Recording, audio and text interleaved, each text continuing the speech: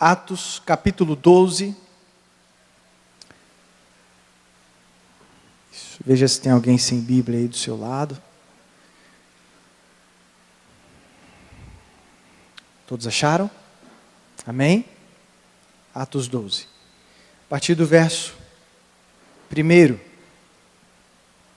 Por aquele tempo, mandou o rei Herodes prender alguns da igreja para os maltratar, fazendo passar a fio de espada a Tiago, irmão de João. Vendo ser isto agradável aos judeus, prosseguiu prendendo também a Pedro. E eram os dias dos pães asmos. Tendo feito prender, lançou-o no cárcere, entregando a 4 escoltas de 4 soldados cada uma, para o guardarem, tencionando apresentá-lo ao povo depois da Páscoa. Pedro, pois, estava guardado no cárcere, mas havia constante e incessante oração a Deus por parte da igreja a favor dele. Quando Herodes estava para apresentá-lo, naquela mesma noite, Pedro dormia entre 2 soldados, acorrentados com 2 cadeias e sentinelas à porta do cárcere. Até aí, querido. Uma história interessante acerca da vida de Pedro, um grande homem de Deus, no momento em que ele vive um dos tempos mais difíceis da caminhada dele, ou ministerial, se assim eu posso dizer. Momento que Pedro é aprisionado por Herodes. E eu comecei a meditar nessa palavra, nesse texto. Desde quarta-feira eu tenho lembrado desse texto, por conta do toque, do cutucão, que o evangelista José Carlos ministrou sobre as nossas vidas, o cutucão santo. Eu comecei a pensar que, para Pedro aqui, nesse exato momento, era o ponto final. Eu acho que Pedro estava pensando ali naquele cárcere o seguinte: vou encerrar minha carreira agora, vou encerrar minha vida agora, daqui eu não vou sair, porque daqui eu só saio para ser apresentado ao povo e ser morto, ou apedrejado, ou enforcado, ou crucificado. Então aqui nós temos, na verdade, o fim da história de Pedro, o fim do ministério de Pedro. E talvez você entrou aqui nessa noite com alguns pontos final na sua história. Talvez você entrou aqui nessa noite como Pedro. Pastor, não tem mais nada a fazer. Pastor, não tenho mais o que fazer na minha vida. Não tenho mais o que fazer na minha casa. Não tenho mais o que fazer no meu trabalho. Não tenho mais o que fazer. Eu não sei o que fazer. Eu não tenho mais o que fazer. E eu comecei a aprender através dessa mensagem o que Deus é capaz de fazer por nós. Eu não sei se você já parou para pensar, querido, no que Deus é capaz de fazer quando te vê numa situação em que você não tem mais o que fazer. Eu não sei se você já se encontrou numa situação dessa. Pedro estava vigiado por 4 escoltas de 4 soldados, 16 soldados para vigiar um homem. 16 homens armados para vigiar um homem sem nenhuma arma. Eu começo a imaginar como é que devia estar a vida de Pedro dentro daquele cárcere. Mas esse texto, do verso 1 até o verso 12 que nós vamos passear, tem grandes ensinamentos para as nossas vidas. E o primeiro dos grandes ensinamentos que nós temos e precisamos aprender é no verso 5, a parte A do verso 5 diz: Pedro, pois, estava o quê, irmão? Pedro, pois, estava, na minha Bíblia está escrito, eu não sei ali, mas guardado. Talvez você tenha se sentido aprisionado. Interessante que na ótica do homem é prisão, na ótica de Deus é guardado. Sabe? Nesse momento aqui, a Bíblia me relata o seguinte: Pedro estava guardado no cárcere. Às vezes você está vivendo um tempo difícil na sua história. Às vezes você está vivendo um tempo que você não entende o que está acontecendo. E Deus está falando para você assim: não temas, querido, eu estou te guardando, porque algo pior poderia acontecer. O primeiro princípio, o primeiro ensinamento que tem nessa palavra é que o Senhor, não importa o tempo, o lugar, Ele nos guarda. A Bíblia diz o seguinte, que o guarda de Israel não dorme, o guarda de Israel não tosqueneja, o guarda de Israel não cochila, querido. O tempo todo Ele está me guardando, Ele está te guardando, Ele está guardando essa igreja, guardando a sua família. Eu preciso entender isso. Quando não há mais o que fazer, eu preciso crer que eu estou sendo guardado pelo Espírito Santo de Deus. Diga assim: eu estou guardado pelo Espírito Santo. Parece que tudo está dando errado. Parece que tudo está fugindo do seu controle. E Deus está falando assim: relaxa que eu estou guardando, eu estou protegendo, eu estou abraçando, eu estou me envolvendo nos seus negócios, nas suas causas. E o segundo ensinamento que tem nesse texto, ainda no verso 5, a parte B, depois desse ponto e vírgula, está escrito assim: mas havia oração incessante a Deus por parte da igreja em favor de Pedro. Coisa linda, irmão. O que nós precisamos aprender é orar incessantemente. Não orar até o negócio dar certo, não orar até funcionar, não orar até resolver, não orar até os seus sonhos se realizarem. Não, querida, a gente tem essa mania. Nós temos essa mania de orar, de orar, de orar. Aconteceu, a gente para. A Bíblia tem um mais aqui nesse texto. Tem um mais, olha só, Pedro estava guardado no cárcere, ponto e vírgula, mas existia um povo orando sem cessar pela vida de Pedro. Deixa eu te falar uma coisa, irmão. Você pode viver o pior dia da sua vida. Tem alguém orando por você? Relaxa, você está guardado. Sabe, eu só estou aqui nessa noite, nesse púlpito, pregando a palavra de Deus, porque quando eu estava perdido nos meus pecados e delitos, existiam joelhos no chão ao meu favor. Ainda no meio do vale da sombra da morte, Deus, o Espírito Santo, me guardava, porque tinha alguém orando por mim. Deixa eu te falar, querido, sabe por que você está aqui nessa noite? Porque tem alguém orando por você.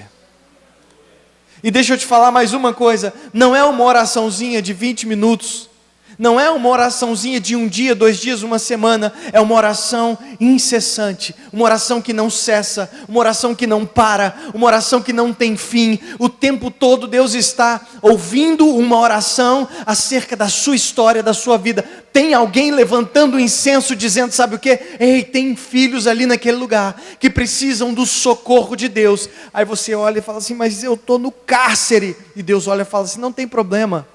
Você pode estar no vale da sombra da morte, eu te guardo. Você pode estar no pior lugar da sua história, eu sou aquele que te guarda. Eu sou aquele que não desiste de você. 1 Tessalonicenses capítulo 5, verso 17, nós temos um grande ensinamento, quando diz que nós devemos orar sem cessar. Isso é oração incessante. Essa igreja tem vivido experiências de oração incessante. Essa igreja tem experimentado milagres, frutos de uma oração incessante. Vidas estão sendo curadas, libertas, famílias restauradas, porque tem um povo que não para de orar. Sabe, querido, você já está sendo alvo de oração. Então se prepara, porque algo sobrenatural vai acontecer na sua vida. Amém? Olha o que diz o verso 6. Quando Herodes estava para apresentá-lo naquela mesma noite, Pedro estava desesperado. Está assim na Bíblia, irmão? Olha lá. Quando Herodes estava para apresentá-lo diante do povo para ser apedrejá-lo, para ser massacrado, Pedro ficou sabendo disso e ele estava loucamente desesperado. Eu preciso fugir, eu preciso fazer um buraco, eu preciso de uma rota de fuga. Não, a Bíblia diz que Pedro dormia. A Bíblia diz em Salmos capítulo 4, verso 8: em paz me deitarei e dormirei, porque tu me fazes habitar em segurança, querido. Descansa o teu coração, porque tem alguém orando e Deus já está providenciando o teu milagre. Tem alguém clamando por você, tem alguém pagando um preço pela sua vida. O que você vai fazer? Dorme. Descansa, porque Deus dá aos seus enquanto há tempo, querido, há tempo para você descansar o teu coração. Talvez você chegou aqui nessa noite atribulado. Talvez você chegou aqui nessa noite perturbado com algo que possa estar acontecendo na sua família, na sua casa. O que Deus está falando para você é: filho, deita e dorme, eu cuido das suas coisas. Deita e descansa, porque tem um povo orando e quem vai agir em teu favor é o guarda de Israel. Esse homem estava dormindo, querido. E tem um outro mistério aqui nessa palavra. Ele dormia entre dois soldados. Imagina, irmão, os camaradas em pé, olhando para você de cara feia, pronto para acabar com a sua vida. Pedro olhando para eles, falando assim: ó, gente, vocês me dão licença que eu estou cansado, eu vou dormir. E os guardas assim: que dormir? Você vai morrer daqui a pouco, não tem problema não. Vou morrer descansado. Deixa eu dormir. Me erra. Me atrapalha não. Eu quero sonhar os sonhos do Pai. Deixa eu dormir, sabe por quê? Porque a Bíblia diz em 1 Pedro 5,7: lançando sobre Ele toda a vossa ansiedade, porque Ele tem cuidado de vós. Pedro falou, sabe o quê? Quem cuida de mim é maior do que vocês dois juntos. Deixa eu descansar. Salmo 127, 2 diz: inútil vos será levantar de madrugada, repousar tarde, comer o pão que penosamente grandeastes, porque o Deus dá aos seus amados, enquanto eles dormem. Você entrou aqui nessa noite, e não tem dormido, você vai sair daqui dessa noite, com o melhor sono da sua história. O Senhor vai fazer você ter um descanso sobrenatural. Enquanto você descansa, Deus peleja por você. Uma outra coisa, verso 7, a parte A diz: eis que porém sobreveio um anjo do Senhor. Só tem experiência sobrenatural com Deus quem descansa. Se você quiser fazer muito, trabalhar muito, Deus vai falar assim: eu vou esperar você parar. Quando você parar, eu vou agir. Eu vou esperar você entrar no meu descanso, porque quando você entrar no meu descanso, eu pelejarei por você. A Bíblia diz: eis porém que sobreveio um anjo do Senhor. Hebreus capítulo 1, verso 14 diz que são todos eles, os anjos, espíritos ministradores, enviados para o serviço a favor dos que hão de herdar a salvação. Você está aqui, irmão, está andando de carro, está pegando o Transcol, está indo trabalhar, está indo embora da igreja. Deus está assim: peraí que eu preciso guardar esse homem, peraí que eu preciso guardar essa família, peraí que eu preciso guardar essa mulher. Ele está descansado na minha presença, então deixa eu cuidar dele. Quando você descansa, Deus supre a sua necessidade. Quando você descansa, Deus te dá uma experiência sobrenatural. Sabe por quê, querido? Quando você esvazia a sua mente do natural, Deus enche do sobrenatural. Ele falou, sabe o quê? Ei, vou morrer mesmo, vou descansar.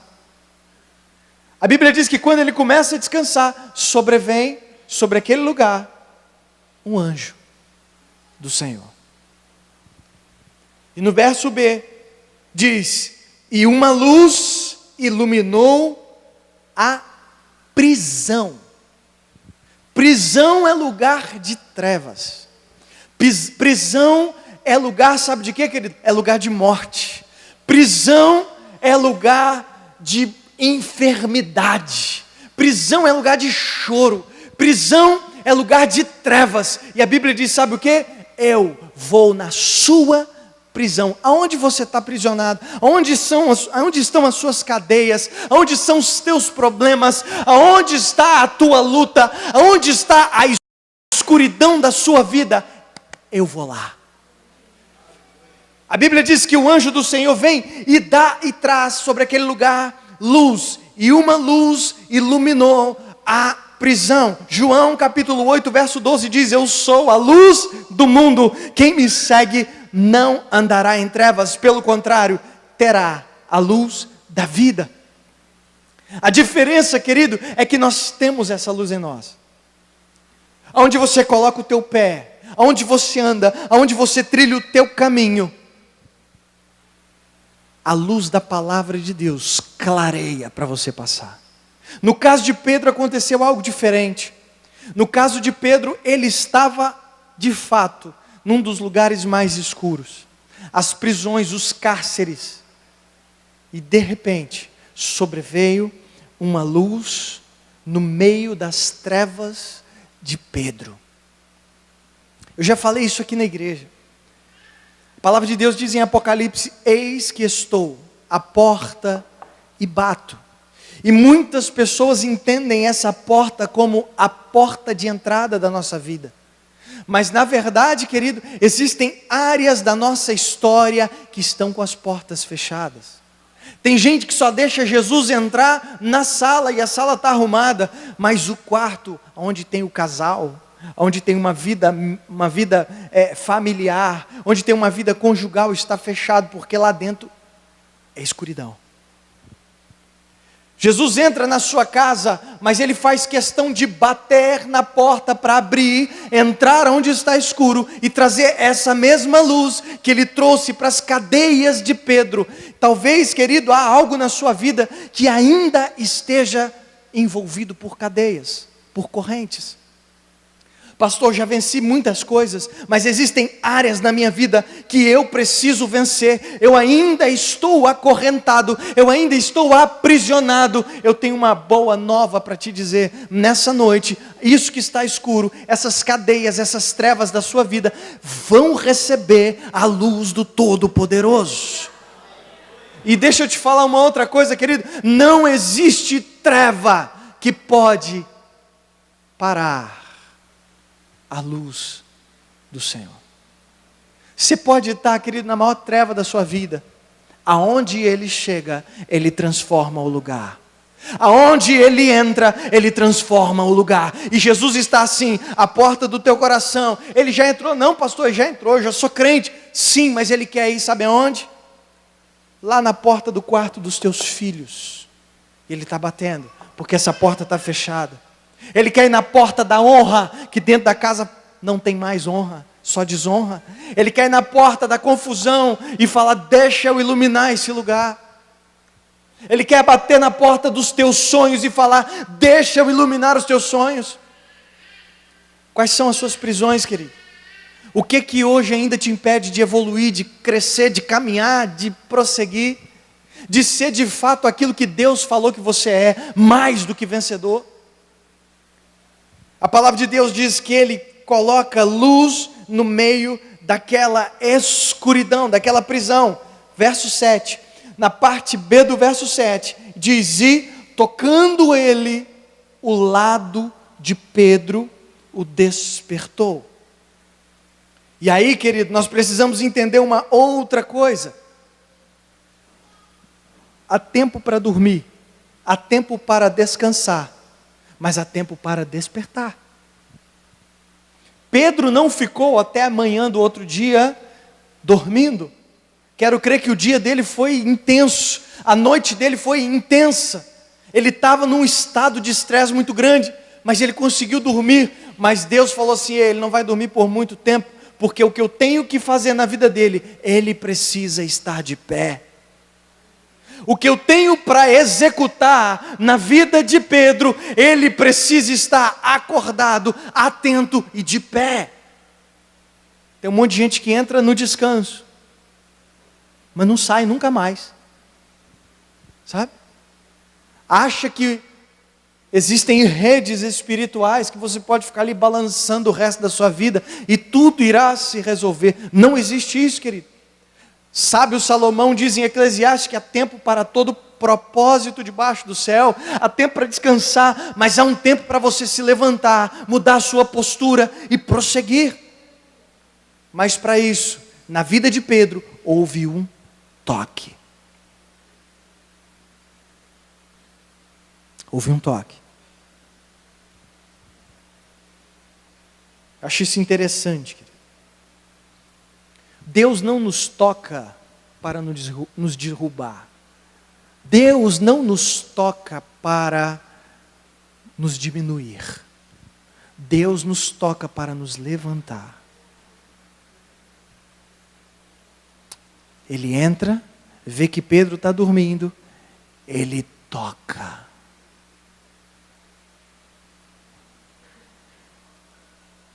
Imediatamente esse homem levanta. Mas o que eu acho interessante é que eu comecei a imaginar a história de Pedro até ele chegar na prisão. O povo era ruim, o povo era carniceiro. Eu quero imaginar eles levando Pedro até a prisão. Um soldado vinha, dava uma açoitada. O outro soldado vinha, dava uma cotovelada. O outro soldado vinha, dava um chute, dava um pontapé, e Pedro está sendo machucado, Pedro está sendo ferido, Pedro está sendo moído ali pelos soldados, e ele é lançado na prisão. Aí vem Deus, e ao invés de Deus fazer aquilo que os homens fazem, a Bíblia diz: Deus toca.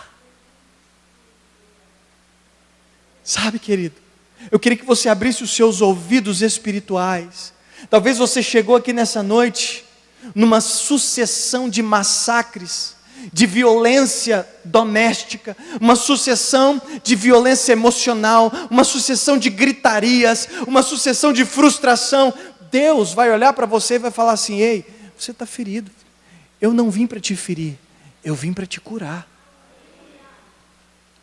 Deus não vai apagar o pavio que fumega, Ele não vai quebrar o caniço que já está torto, Ele vai tocar e restaurar, Ele vai tocar e dizer: se levanta, filho. Ele vai tocar e dizer: eu estou aqui. Talvez você está na prisão, talvez você está sangrando na prisão, mas Deus não vai fazer o que o homem faz. Deus vai para Pedro. Eu quero imaginar quando a luz entra naquele lugar, ele olhando com um olhar de misericórdia para Pedro e falando assim: filho, fica tranquilo. Eu não vim para te ferir. Eu não vim para acabar com a sua história. Eu vim para te dar um novo recomeço. Eu vou te tirar desse lugar. Eu quero imaginar o toque do anjo do Senhor do lado de Pedro. Eu quero imaginar a forma. Esse homem levou tanta pancada. Esse homem estava tão cascudo de tanto levar pancada. Deus vem e fala assim: eu sou Deus. Eu não faço como o mundo faz. Eu sou Deus. Eu cuido dos meus. vem cá. Deixa eu quero imaginar hoje, Deus olhando para mim, para você, e falando assim, deixa eu untar as suas feridas. Deixa eu colocar azeite na sua dor e gerar cura na sua história. Ei, Pedro, eu sei que você está ferido, Pedro. Eu sei que você está sangrando, ainda que você esteja dormindo, Pedro. Ainda que você esteja calmo, Pedro, mas deixa eu te falar uma coisa. Eu não sou um Deus que repete aquilo que os homens fazem. Ei, Pedro, deixa eu te tocar. O toque dele, irmão, é o toque da restauração. É o toque que de fato tira das cadeias. Não é o toque que prende mais. Enquanto tem igrejas encarcerando vidas, o Senhor falou, ei, eu vim para dar vida e liberdade. Eu não vim para prender ninguém, eu vim para dar liberdade. Enquanto existem líderes massacrando, Jesus está tendo que mandar anjo falando assim, deixa eu tocar. Tem gente sangrando, tem gente emocionalmente na prisão, tem gente fisicamente na prisão, tem gente psicologicamente na prisão, e Deus vai olhar e vai falar assim, fica tranquilo, filho, o meu toque vai te libertar. Só relaxa. Toca ao lado de Pedro. Eu não sei se você que está aqui já sentiu o toque do Senhor.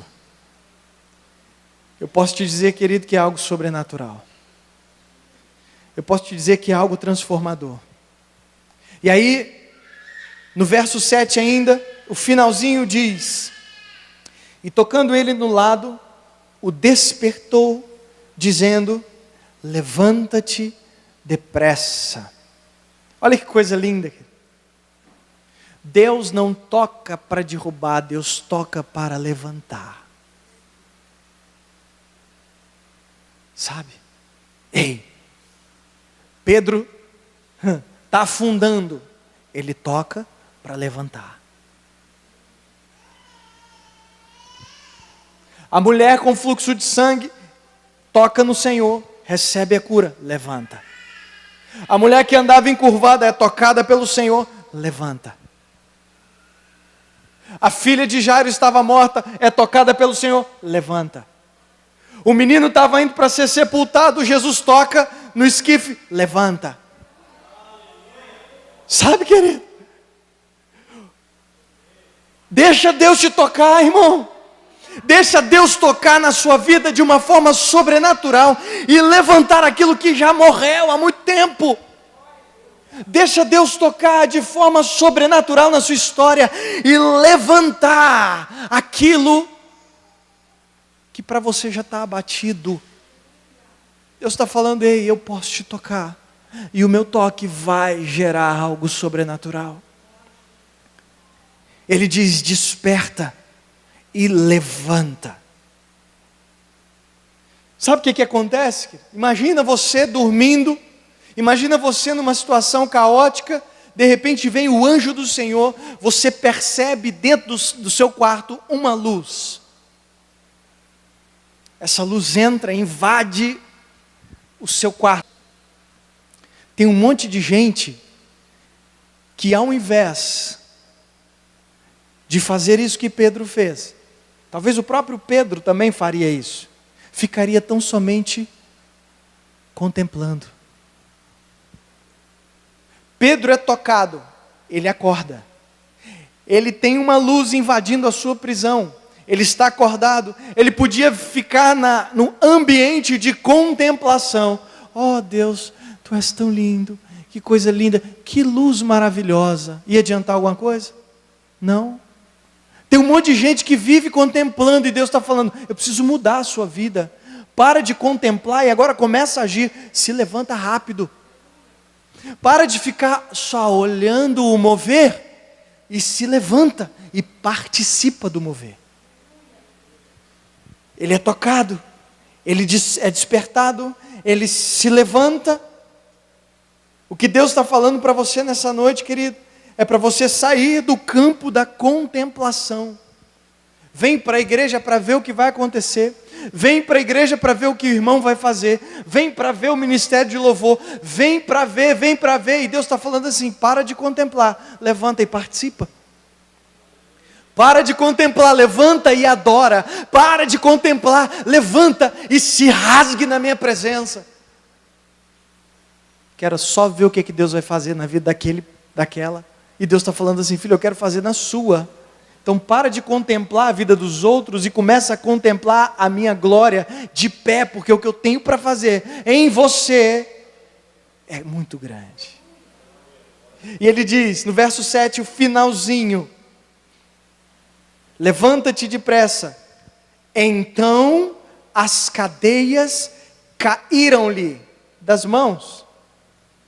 Ele nem tocou, querido. Quando você muda a sua postura diante da presença de Deus, as cadeias caem.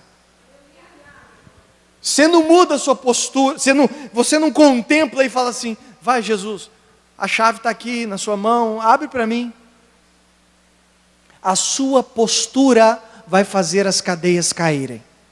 A sua postura vai fazer as algemas quebrarem.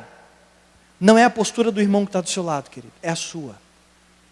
Não é a postura do seu pai, da sua mãe, é a sua. Aqui esse homem recebeu uma direção de Deus, de se levantar depressa. Ele obedeceu. Por que ele obedeceu? Quando ele levanta, as cadeias caem. Sabe por quê, né? Você entendeu? Por que tem um monte de gente aprisionado? Porque não obedece à palavra de Deus. Simples. Simples. Jesus manda você amar o seu irmão, você fala dele. Jesus manda você servir, você quer ser servido. Jesus manda você entregar a túnica, você quer a capa para você. Aí você é um crente algemado. Aí você é um crente prisioneiro da sua religiosidade ridícula. Ele veio para dar liberdade aos cativos. É isso. Como que ele vai dar liberdade? Muda a sua postura. Fica de pé. Ouça a ordem dele e obedeça à voz dele. Fez isso, irmão? Você não vai precisar fazer nada. Ela vai cair. É fato. A coisa está feia lá na sua casa? Muda a sua postura. A coisa está feia no seu trabalho? Muda a sua postura. Se posicione em Deus e na presença de Deus. Porque quando você se posicionar, as cadeias caem. As algemas caem. Fantástico isso. Sabe? Aí você vem 7 quartas-feiras da libertação. Não tem isso aqui. Culto dos 350 milhões de pastores. Não tem isso aqui. E aí você tem que tomar a água de Israel, do Mar Morto, Jordão, do sei lá de onde. E você tem que tocar o chofar no ventre, e você tem que fazer. E Deus está falando assim: eu não estou pedindo isso, eu estou pedindo mudança de postura, só isso. Eu estou pedindo posicionamento, só isso. Posicionou? Eu ajo. Sabe por quê, querido? Deus age na nossa obediência. Ele toca e fala assim: levanta. Pedro podia olhar para o anjo e falar assim: anjo, mais 10 minutinhos porque eu estou cansado, rapaz, você não sabe como é que foi meu dia.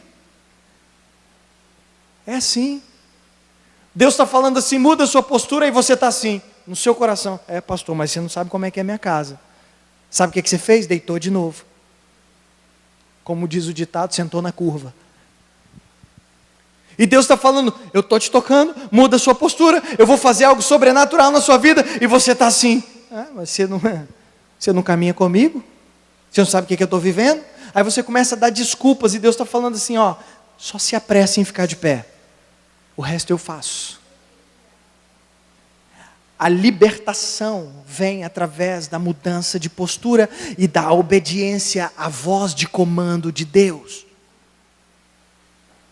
Deus está falando, obedeça. Ainda que o que Ele esteja falando seja loucura para a sua vida, obedeça. É melhor obedecer do que? E ponto. Este homem é liberto das suas algemas, mas ele ainda estava na cadeia. Começou o processo. Esse homem é tocado, esse homem recebe uma voz de comando, se coloca de pé, se posiciona, a posição dele faz com que as cadeias, as algemas caem. E aí depois ele diz, no verso 8, parte A diz, e disse-lhe o anjo, cinge-te a cabeça e calça as sandálias. E assim o fez, e disse-lhe mais, põe a capa. E eu comecei a imaginar algo tremendo. Ele fala de cabeça, ele fala de pé. Ele começa falando o seguinte, ei, cuidado com os seus pensamentos. Ele diz, cinge-te a cabeça. Porque naquele momento esse homem podia duvidar. Ele fala, ei, guarde a tua mente, cinge-te a cabeça.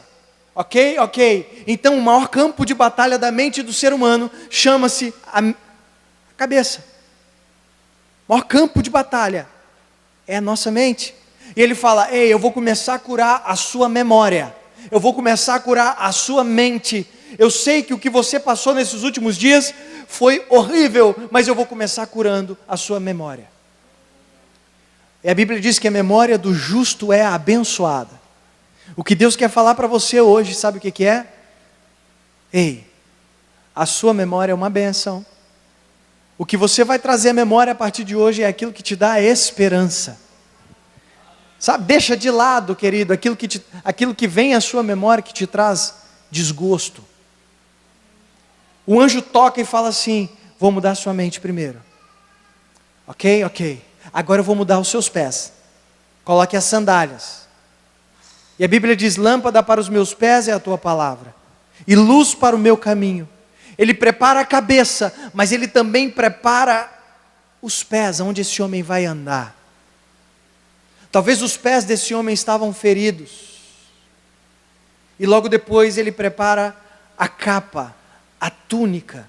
Ele veste-se, ele tira a vergonha da vida de Pedro e coloca honra na vida de Pedro. Você não vai sair daqui do jeito que você entrou. Talvez as vestes de Pedro estivessem rasgadas com sangue. Talvez as vestes de Pedro estivessem pela metade. Talvez ele estava até nu. A Bíblia não me diz isso. Mas ele fala aí, pegue uma capa e vista a capa.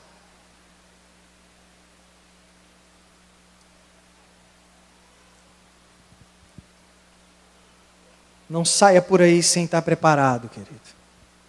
Efésios capítulo 6, verso 11 diz, revesti-vos de toda a armadura de Deus, para poderes ficar firme contra as ciladas do diabo.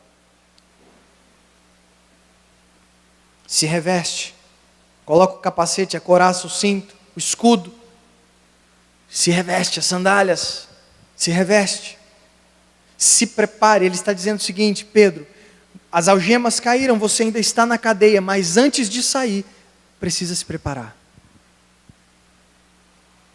E logo depois, no verso 8, finalzinho e início do verso 9,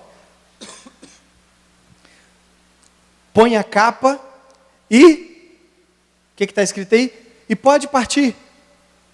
Põe a capa e vai para onde você quiser. Põe a capa e segue a sua vida.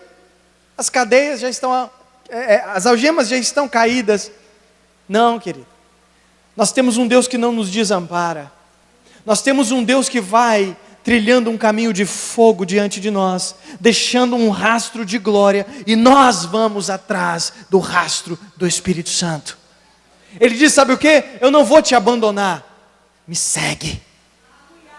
Eu não vou deixar você para trás, filho. Eu vou te curar, eu vou te restaurar, eu vou te abençoar, eu vou levantar a tua casa, mas não vou fazer isso para nada. Eu vou levantar, mas me segue, vem atrás de mim, anda comigo.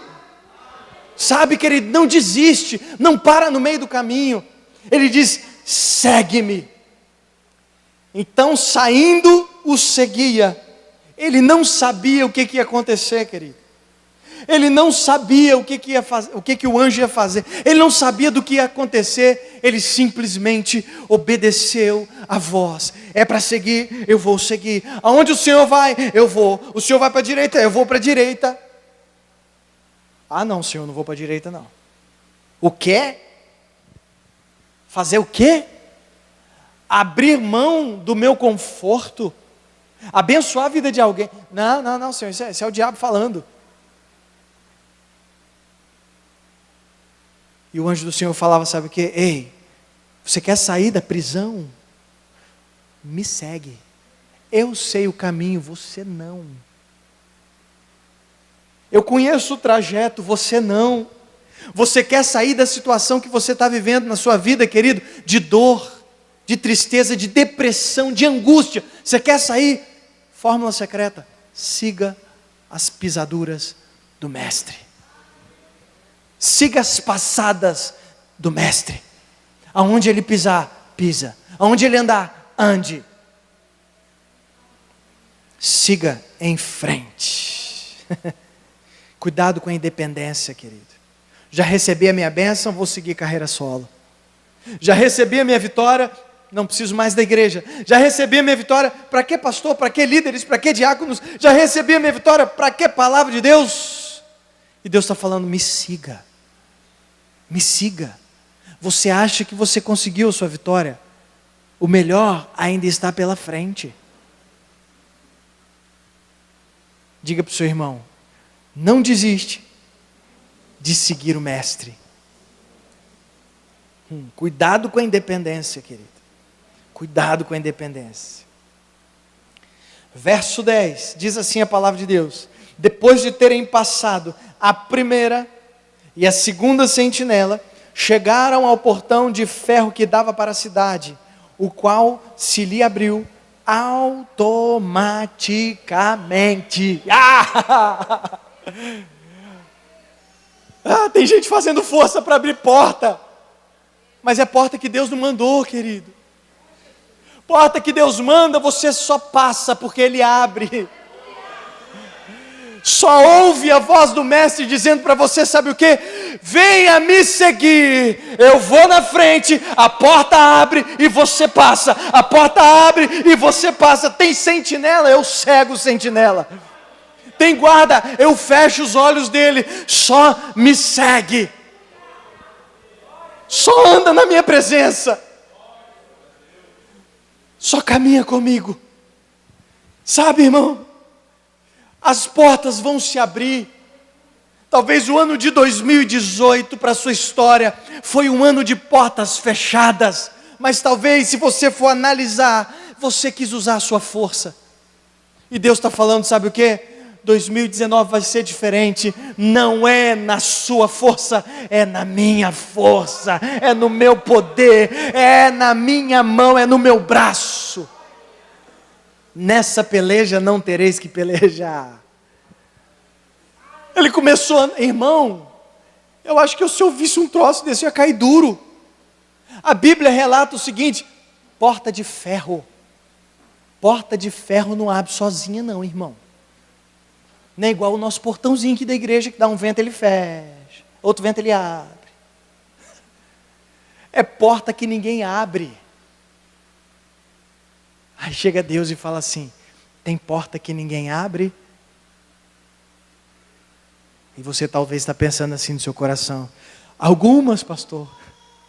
E Deus olha para você e fala assim: você não vai precisar nem encostar na maçaneta. Aí saiu o Espírito Santo. Pi, abriu. Daqui a pouco, pi, abriu. Até ele falar, sabe o que? Entra no meu reino. Até os portais eternos. Ô irmão, não se preocupa não. As cadeias já caíram, as algemas já caíram. Você está seguindo o Mestre? Se prepara. Porque tudo vai acontecer naturalmente. Não é na sua força, não é por força e nem por violência.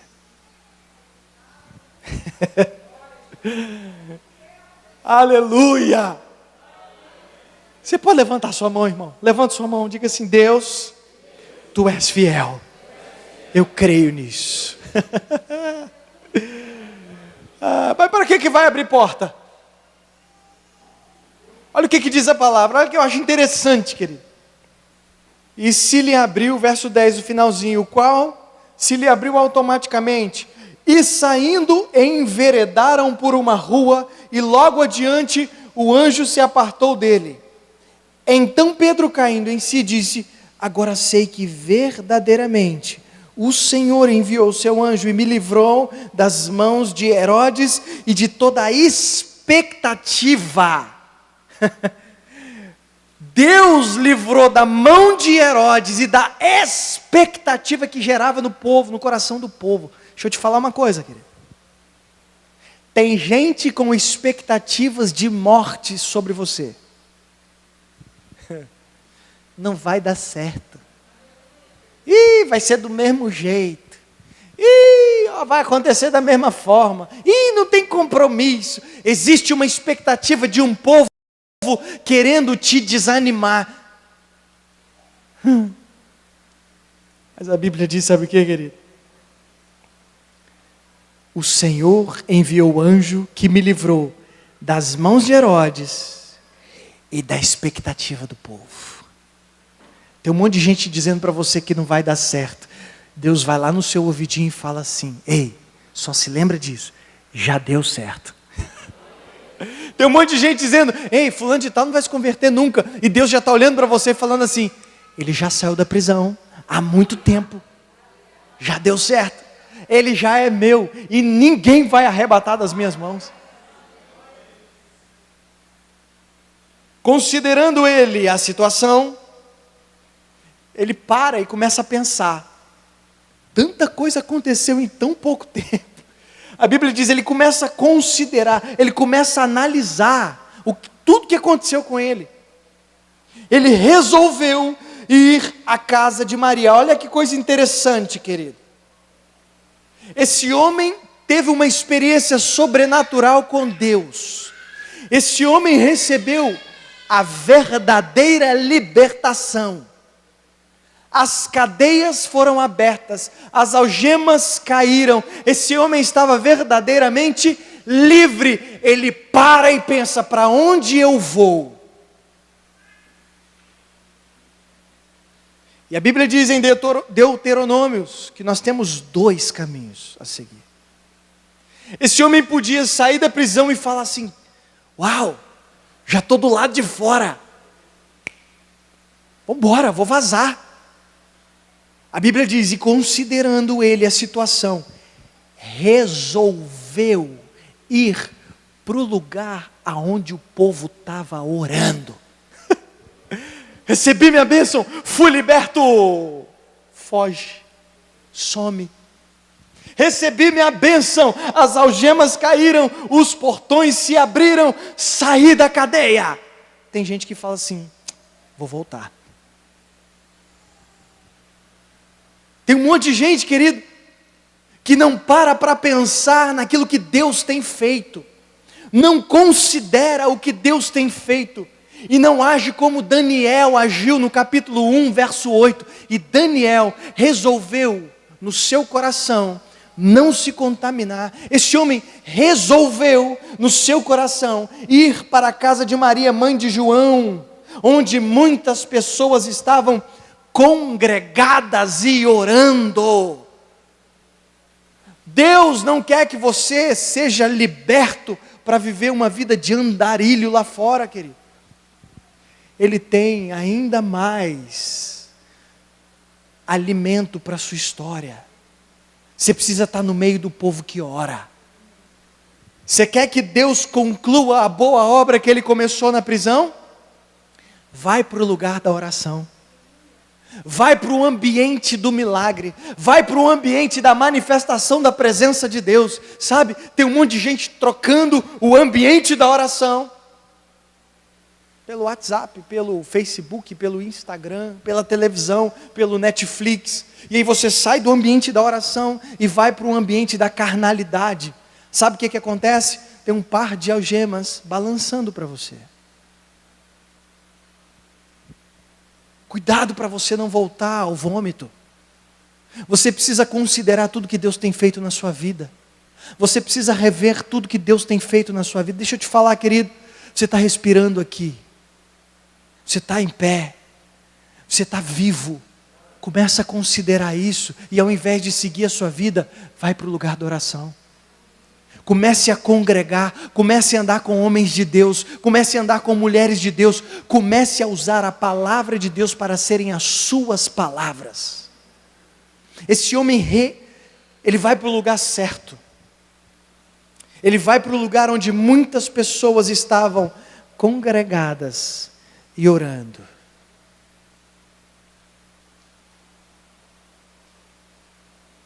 Compromisso. Hebreus capítulo 10, verso 25 diz: não deixemos de congregar-nos, como é de costume de alguns, antes façamos admoestações, e tanto mais quanto vedes que o dia se aproxima.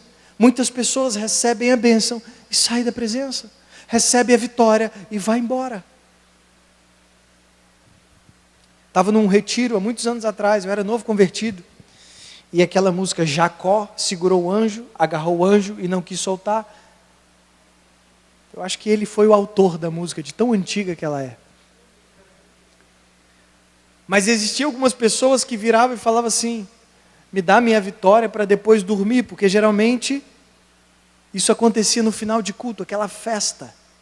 E tem muita gente assim com Deus, recebe a bênção e vai dormir.